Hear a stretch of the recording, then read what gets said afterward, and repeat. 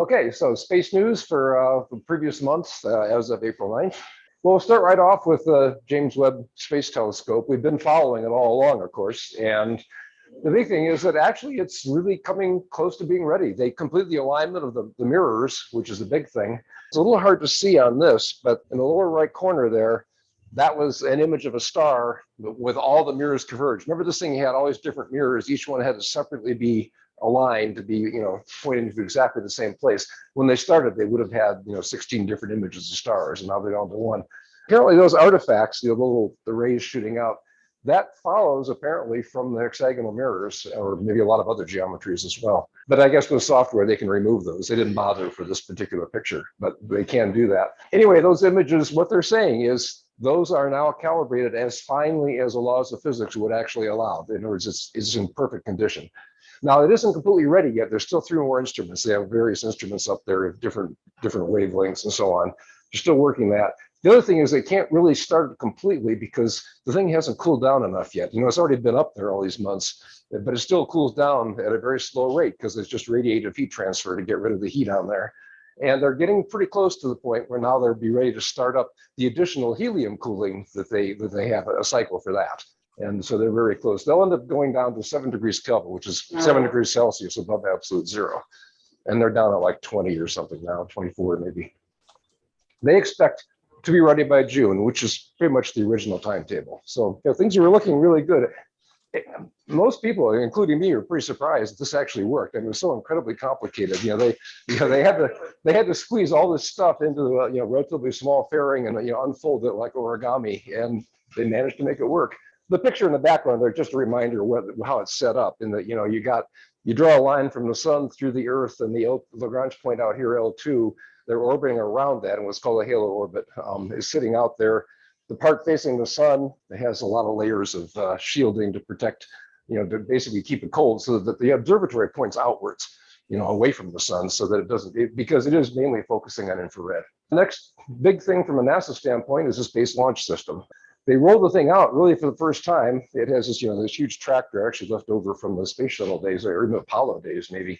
They put new engines on it and so on, but they rolled the thing out. They got it all set up, doing what's called a wet dress rehearsal. And they call it wet because of loading it up with actual fuels. The idea is to take a test all the way down to about 10 seconds before you would actually launch. You go through all the steps you would do and then unload it, and make sure you can unload safely. That got started. It got delayed quite a bit. They were having a variety of problems. One thing that's kind of interesting is they're on a particular launch pad, which is 39B at Kennedy Space Center, which is right adjacent to 39A, which is where this mission that's going to the space station, the Axiom mission is.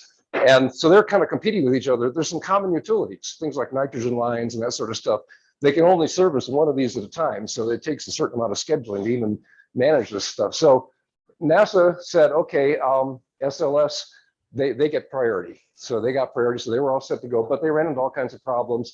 Not necessarily anything that's considered, horrible, but just, the kinds of things that testing is supposed to uncover. And so they ended up delaying it. They had problems of all various types. There's some vent valves. They have some fans that are basically keeping positive pressure in areas where they want to keep explosive mixtures out, things that might explode otherwise. They had problems with that. They had problems with the liquid oxygen getting too warm in places. And so they say you get kind of a geyser effect. It starts kind of boiling up, and that gets unsafe. So they had all kinds of problems like that. They had to halt. They said, okay, instead, do the Axiom space mission instead, which I'll talk about on the next slide. Completely draining everything out the wet. They put everything in it, and then they have to drain it all back out. They've halted the test, and now it's currently scheduled apparently for Thursday, I believe, which is after the Axiom launch. This is the one that was on the adjacent pad. This is the first all-private, all-commercial mission flight to the ISS. There have been lots of missions to the space station that involved, movie stars and everything else, but they always were flown there by a cosmonaut, actual professional astronaut. This is the first one where actually everybody was private. There were 4 people that went, 3 of them paid, including the pilot. The pilot, they paid $55 million a seat. The guy who was the official pilot was one of those paying customers. That's kind of interesting. But those guys actually all had pretty serious experience. The mission leader, it was an astronaut for some years ago. And anyway, so they pay their money. They get to go on this. in a way, though, the whole thing is kind of a demonstration of gearing up for private space access. And this is just kind of a step along the way. And that's really, I think, the best way to look at it. It's a 10-day mission. 8 of those are spent on the space station. It launched April 8th, but yesterday, I guess. It was going up on a Falcon 9 rocket and with the Dragon spacecraft. So the same kind, the same kind of thing they've been taking the astronauts up with. One thing I found kind of interesting is the mission control for this is actually out of the Axiom headquarters, is not out of NASA. Now, when I say mission control, I'm talking about once they get there. I think SpaceX actually controls everything up to the point, up through docking. But after that, they turn it over. So this mission control, and there's a little bit of a picture here. I'll show a larger one in the next slide. That particular control center is officially designated as a payload operations site. So they've already used it at least one other time. They run a variety of missions on the space station, and then they control them separately from the routine operations of maintaining orbit and attitude and all that. So I found that kind of interesting that they're gearing up. This is a little bit bigger. This is one of their PR kind of things, but the lowest picture here gives the best idea. You can kind of see it's like a typical control center where you got lots of full-size screens, and you got people in the back and they're doing the actual individual jobs and so on. So, and then there's a little bit closer view up here on the right. So anyway, it's kind of interesting. This is just another sign of things are shifting. More and more private activity getting going into space.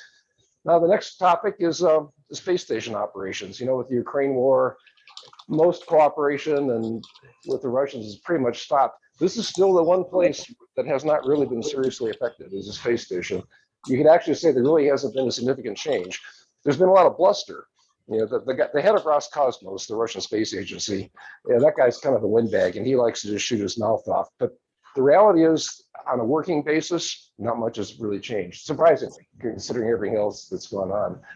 There was a launch of a new crew from Russia, on a Soyuz capsule went up, and then returning, they did a return craft on March 30th.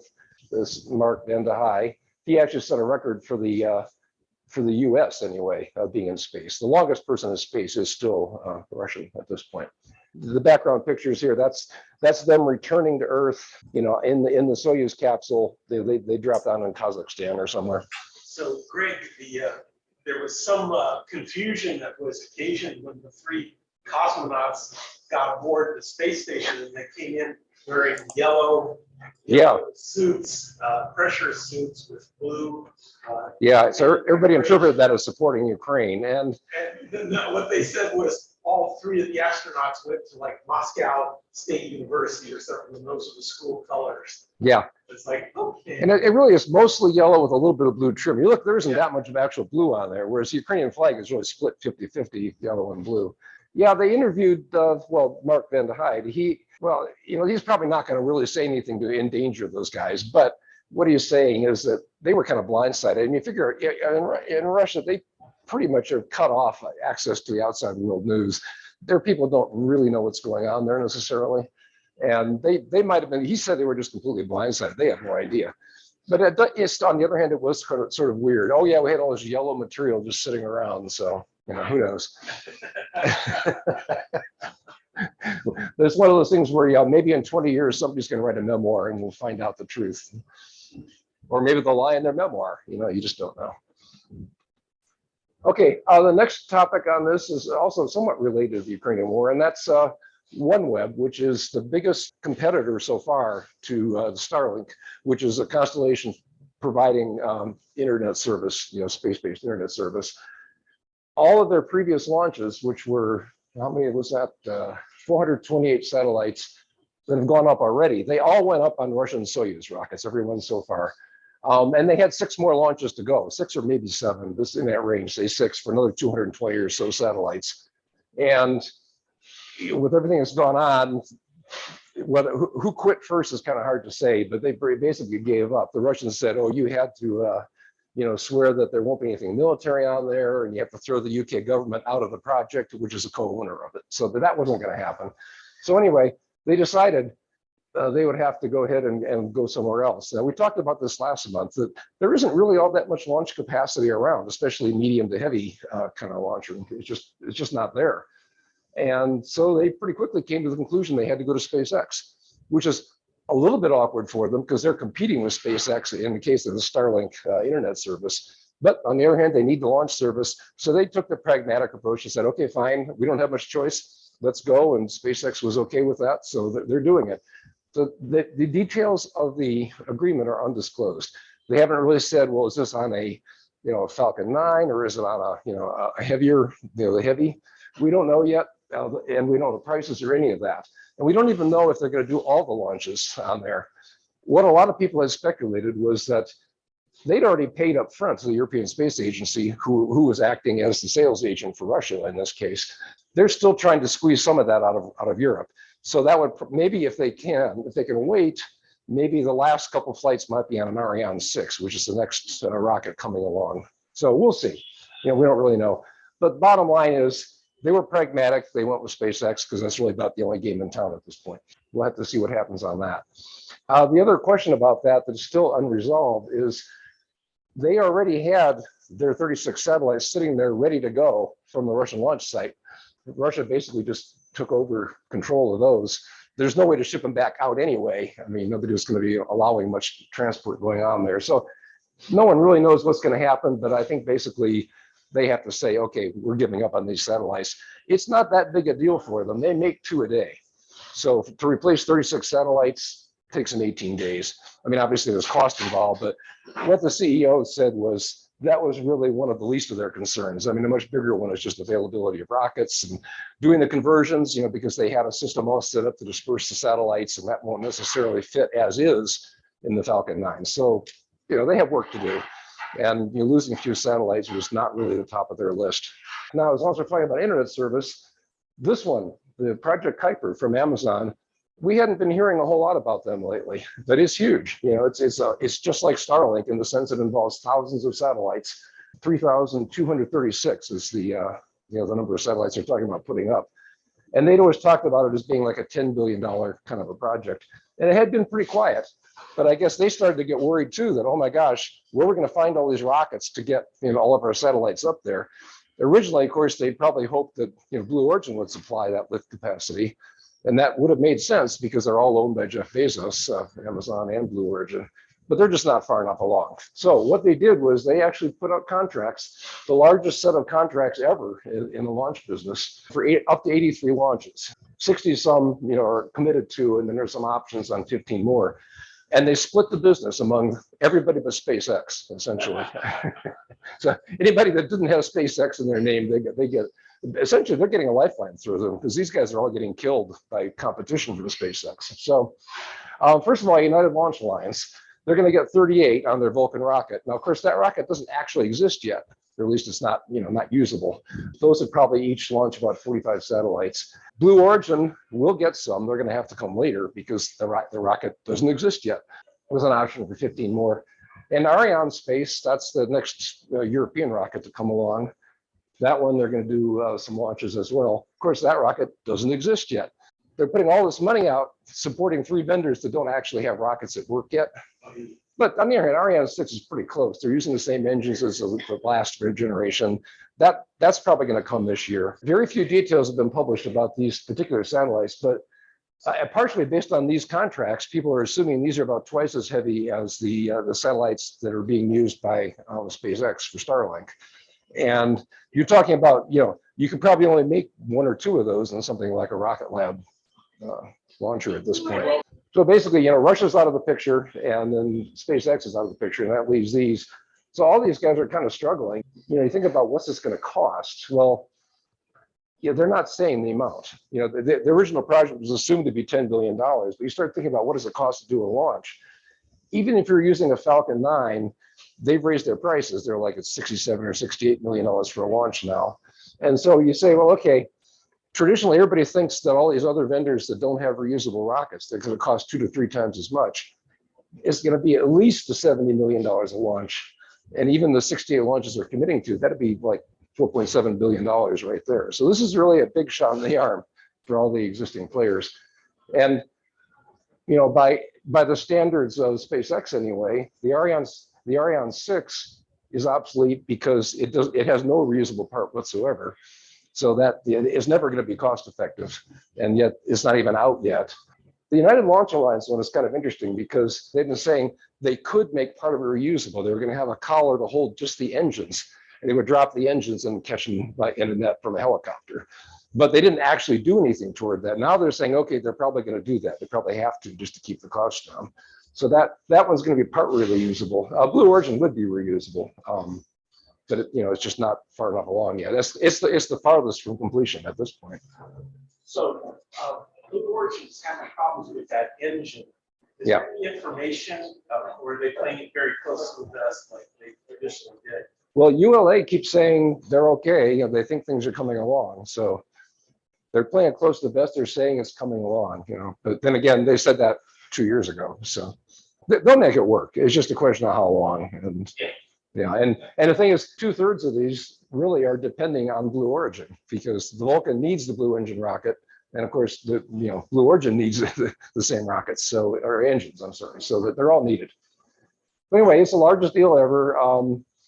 And they originally had they had 9 Atlas V launches already lined up. So the initial satellites are going to go up.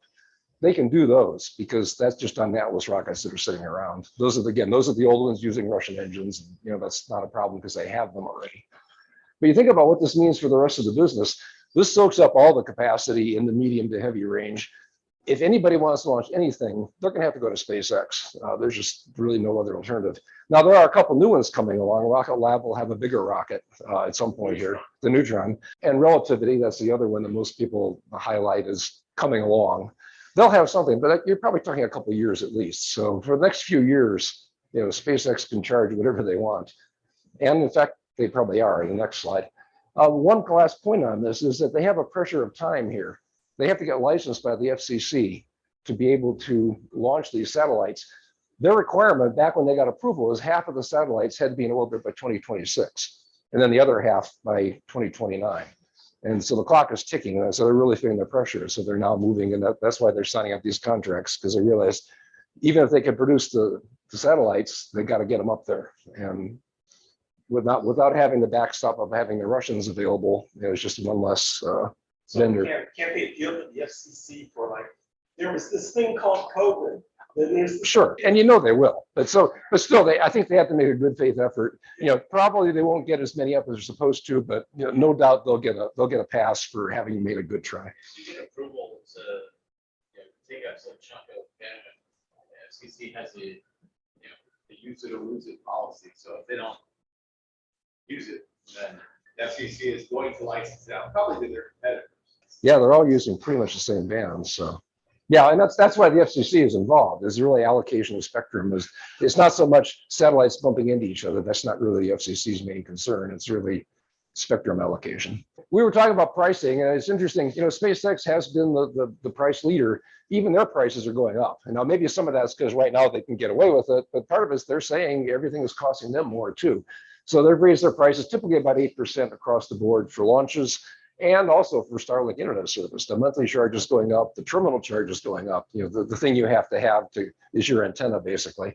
And that was going up 20%. But then again, the actual cost of that was probably about $1,300 in the first place. So they were subsidizing those so heavily. I guess they're sort of thinking, okay, maybe they were hoping to get the costs down. They didn't get them down as much as they wanted. They were going to charge more. So that's it. You compare that to the consumer price index, that's going up almost 8% a year. So they can pretty easily raise their prices, but it's kind of interesting. That's the first time in a while the prices have gone up in space. Mostly they've been on a downward trend for quite a while. Okay, one last thing is kind of a little different topic, and that's that you're probably wondering, where is that? That's in Norway. There's a company called KSAT, Kongsberg Satellite Services. They just decided pretty much on their own, well, with some funding from the European Space Agency, I think, they're going to set up a network of antennas on Earth for communicating with people that are on the moon. Well, not people necessarily, but even just devices, launches, and so on. If you're going to do that, that says you have to have sites spread around the Earth, at least 3 different longitudes, so that no matter where you are as the Earth is spinning, you can still be in contact with things on the moon. They're going to basically put in a big network. They already have it. They do this now for low Earth orbit and up through geosynchronous orbit now.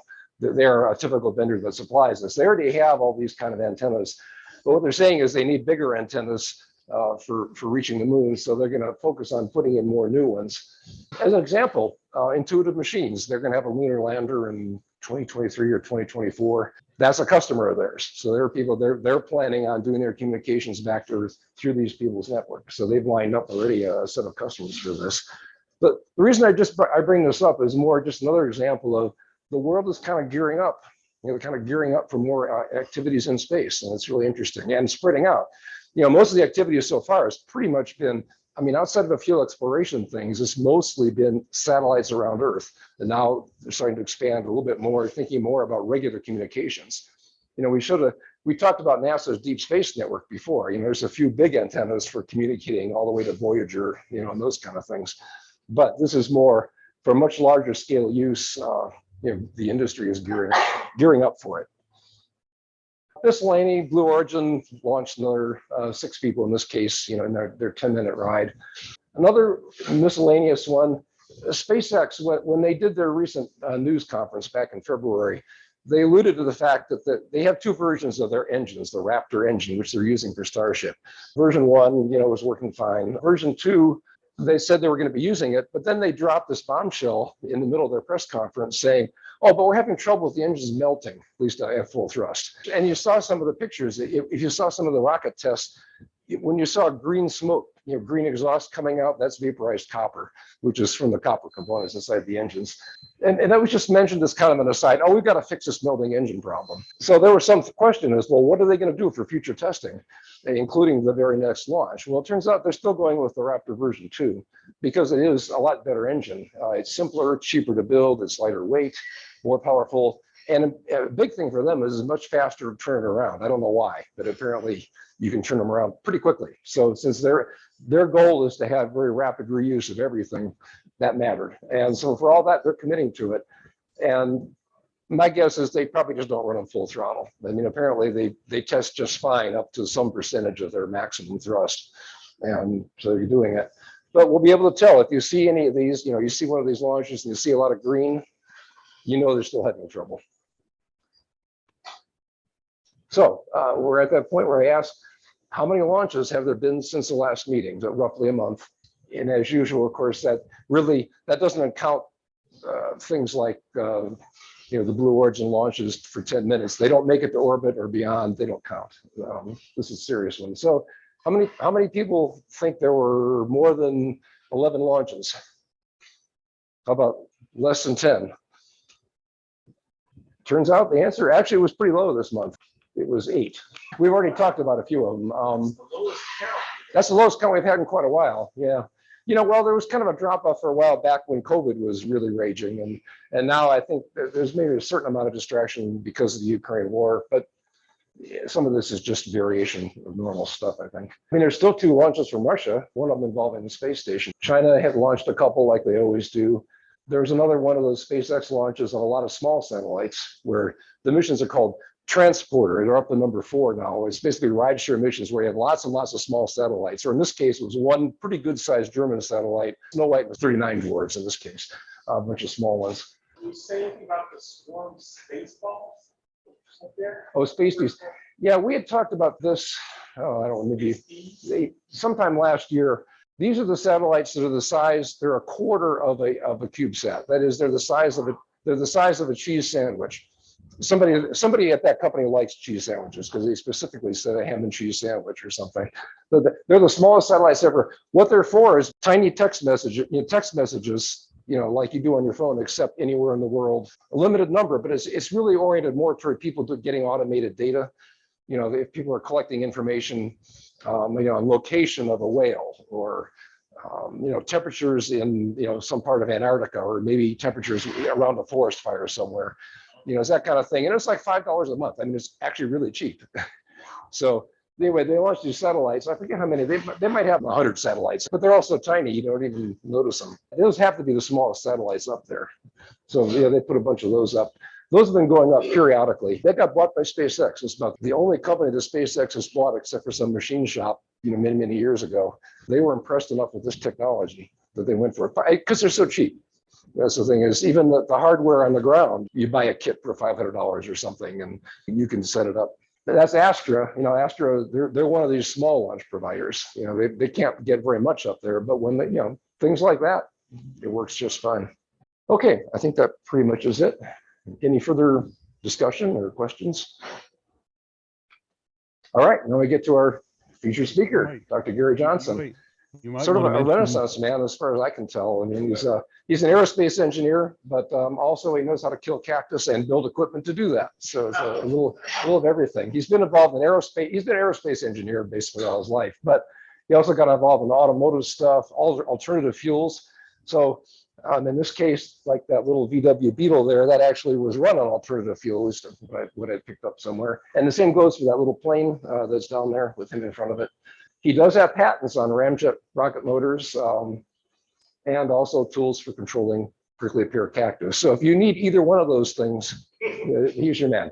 He has a bachelor's and master's in aerospace engineering and a PhD in engineering as well. And he's going to talk about big ship propulsions. And by big ships, we're talking about things that go to Mars and back, hopefully. So with that, I'll turn it over to Gary.